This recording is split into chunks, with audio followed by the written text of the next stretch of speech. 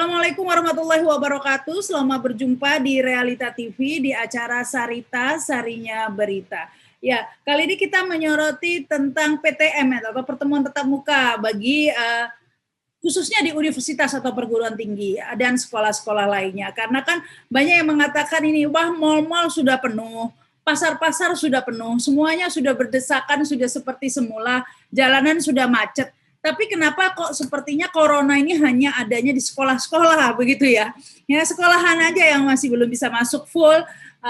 Sebenarnya kalau si SD, SMP, bahkan TK sudah masuk meskipun 2 hari dalam seminggu dan waktunya terbatas durasinya.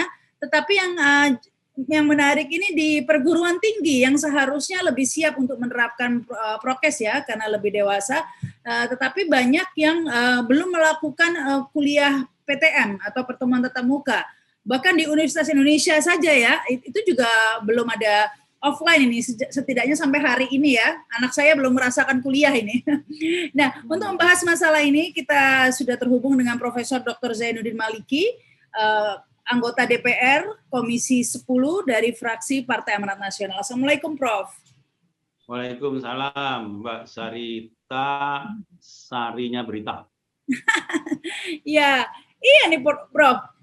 Orang bertanya-tanya ini kok nggak ada mahasiswa sekolah kuliah ini di netizen biasa lah rame ya langsung wah jangan-jangan ini sengaja nih nggak boleh kuliah biar nggak demo ini.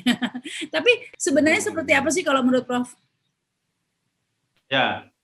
Sebelum menjawab secara langsung substansi pertanyaannya, saya barusan ke Manado, kemarin berangkat, ini sore tadi kita mendarat di Surabaya.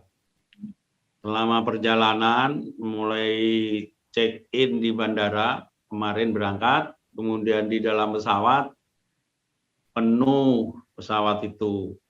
Jadi di pesawat sudah tidak ada lagi distancing gitu.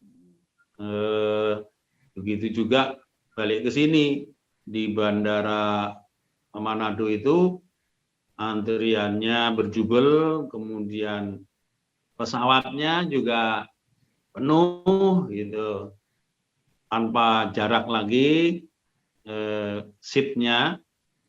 Jadi rupanya memang masyarakat itu sudah berani berkumpul dengan menggunakan prinsip herd immunity gitu. Nah, di Manado saya sempat berkunjung ke Stikes Muhammadiyah. Saya tanya kepada mereka, kepada ketua Stikes, kepada mahasiswa, sudah beberapa minggu melaksanakan PTM. Tapi mereka menyatakan baru 50% saja PTM.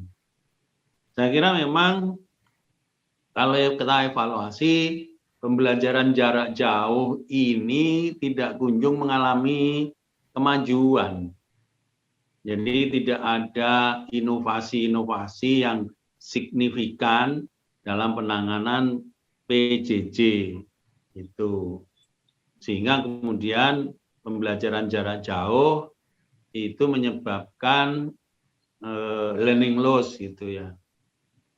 Nah, kita sebenarnya kepada Menteri Pendidikan pernah mendorong agar diberi fasilitas. Para guru, para dosen diberi fasilitas untuk melakukan reskilling, melakukan upskilling di dalam mendesain dan mengelola pembelajaran jarak jauh.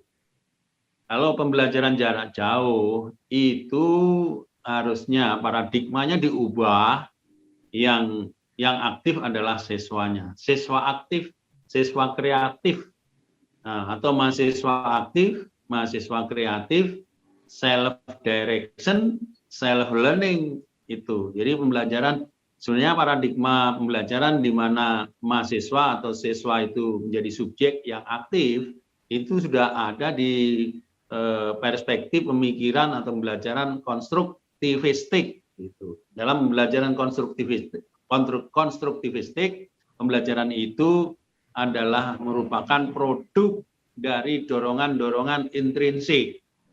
Nah, paradigma ini sungguhnya sangat tepat dilaksanakan ketika pembelajaran itu dilakukan dengan pendekatan daring atau pendekatan jarak jauh.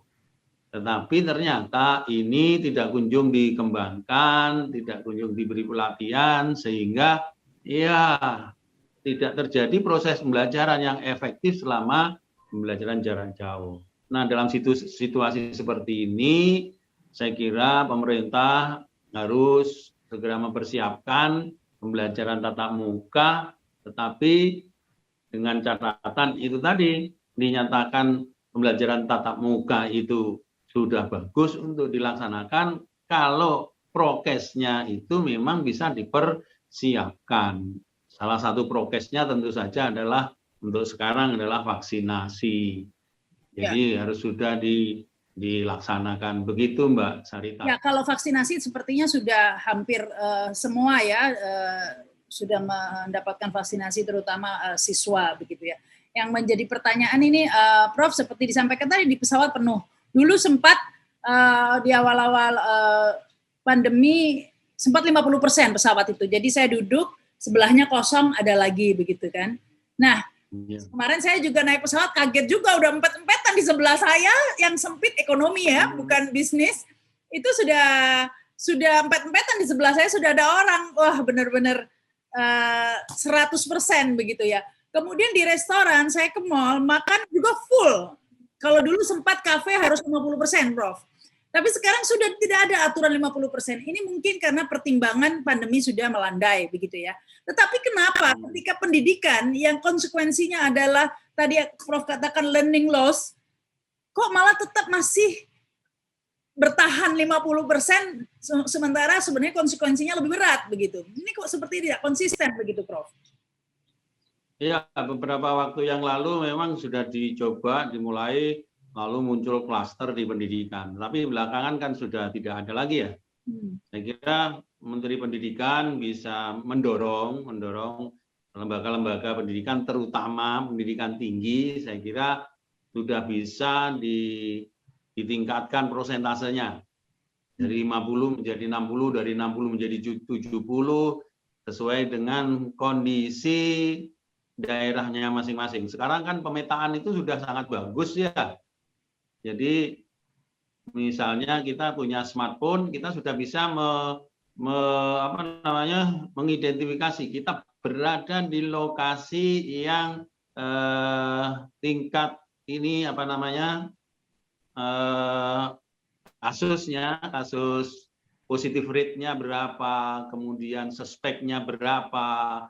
Itu kan sudah sangat mudah dilakukan. Nah, dengan begitu saya kira para pimpinan fakultas, pimpinan prodi, atau pimpinan universitas itu bisa memanfaatkan fasilitas ini. Apakah di kampusnya itu suspeknya tinggi, kasusnya tinggi, atau rendah. Tapi kalau landai, kenapa tidak? Itu menyelenggarakan PTM.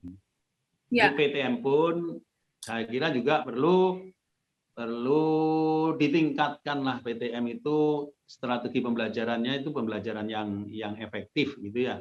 Jangan hanya sekedar tatap muka. Tatap muka itu juga nggak efektif kok, pembelajaran tatap muka saja. Apalagi kalau cuma daring, di mana dosen atau guru tidak bisa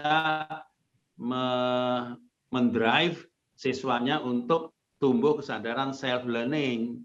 Kalau tidak bisa mendrive itu, ya learning loss betul itu. Gitu Mbak Sarita. Ya, sejauh ini kan memang sekolah-sekolah tergantung dengan peraturan pemerintah ya Prof ya. Seperti di sekolahan anak saya itu, anak saya hanya 2 hari dalam seminggu sekolah dengan durasi yang hanya 2,5 jam.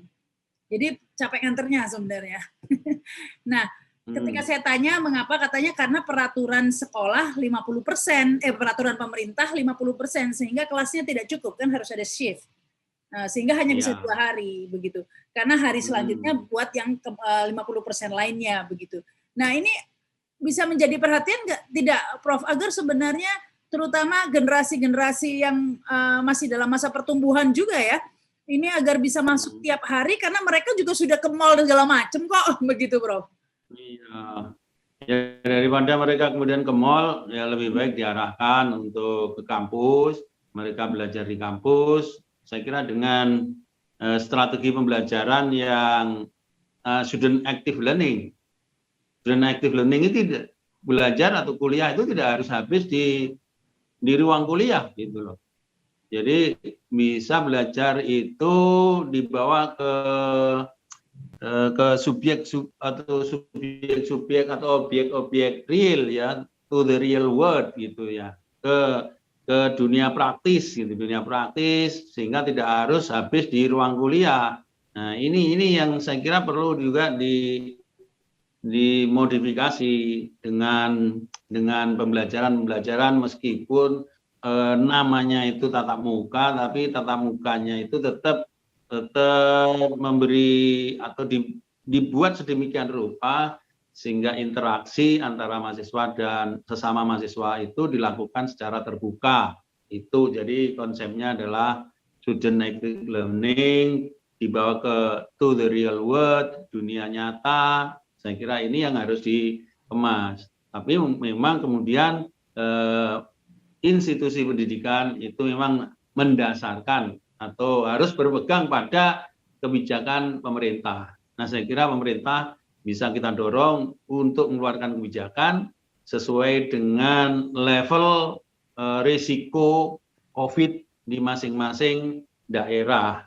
Itu saya kira dengan begitu maka kampus bisa menyesuaikan karena kita sudah punya alat yang cukup canggih untuk mendeteksi tingkat risiko bencana COVID di masing-masing kampus. Saya kira itu Mbak Sarita. Ya, yang terakhir ini Prof ya, karena tadi seperti disampaikan sekolah selalu berdasarkan peraturan pemerintah begitu ya, tidak akan berani melanggar peraturan pemerintah. Nah ini perlu perhatian dari DPR tentunya Pak, karena sepertinya dunia pendidikan ini sedikit terlupakan, semua sudah kembali normal, ini pendidikannya belum nih Prof, masih saja begini. Nah, ini perlu perhatian dari DPR juga, khususnya Komisi 10 yang membidangi pendidikan ya, Prof ya, agar ini diperhatikan juga ini bagaimana kelanjutannya ini anak-anak ini. Ya, kita akan nanti kita memasuki masa sidang, kita akan minta laporan pada Menteri Pendidikan, prakteknya di lapangan seperti apa. Nanti kita akan bersama-sama ambil jalan keluar terbaik. Tapi saya kira jalan keluar terbaiknya karena kita juga sudah vaksinasi, kemudian kita juga punya teknologi yang lebih canggih untuk mendeteksi level tingkat risiko bencana COVID-nya. Saya kira ini kita sudah cukup terbantu untuk mengambil kebijakan yang tepat itu. Saya kira tetap konsepnya PTM sesuai dengan levelnya, dan karena kita sudah banyak yang levelnya udah cukup, kurvanya cukup landai, sehingga memungkinkan untuk meningkatkan. Kalau kemarin 50%, bisa naik menjadi 60%, menjadi 70%. Syukur kemudian segera 100%, seperti 100% penumpang pesawat terbang. Ya itu harapannya Prof ya, karena kebijakannya sering seperti tidak konsisten. Di salah satu sisi atau bidang dikendorkan, begitu di bidang yang lain tetap diketatkan begini. Padahal kan tidak berfungsi kalau hanya salah satu, harusnya sama. Kalau memang pendidikan diketatkan, ya pesawat juga harusnya tetap 50%, kafe-kafe tetap 50%, sehingga terlihat konsisten dan tidak membuat publik bingung ini sebenarnya bagaimana ini. Kok satu sisi bisa, satu sisi tidak, gitu ya Prof. Tapi pesawat 100% itu 100% PCR-nya juga 100%. Nah, itu sangat membebani masyarakat itu. Nanti jangan-jangan mahasiswa juga suruh PCR, kan berat itu kalau PCR. Bisa kalau mau kuliah PCR dulu. Mau saya menghadiri pengukuhan. Saya menghadiri pengukuhan guru besar di Universitas Erlangga, Surabaya. Wah, itu wajib antigen itu.